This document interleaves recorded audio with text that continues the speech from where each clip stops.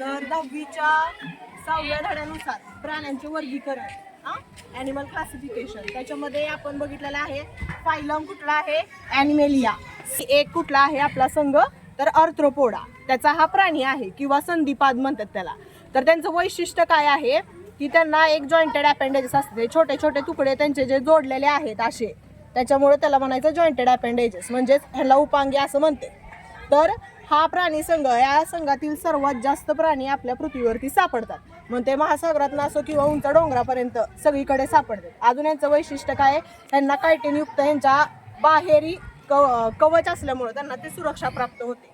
अजून महत्त्वाचं काय की यांच्यामध्ये सत्यदेहू आहे, म्हणजेच ट्रू सिलोमेट. परत आपण एक अजून कॅरेक्टर बघितलेले की हे प्राणी संघ 3 स्तरीय आहे, म्हणजेच काय अंतस्तर, बाह्यस्तर आणि मध्यस्तर, एक्टोडर्म, मिझोडर्म आणि एंडोडर्म आहे. याच्यामध्ये अजून पण उदाहरण येतं की गोम आहे, झुरळ आहे, बरोबर आहे, पैसा आहे, अजून वेगळ्या वेगळे वैशिष्ट्य, फुलपाखरं पण येतात.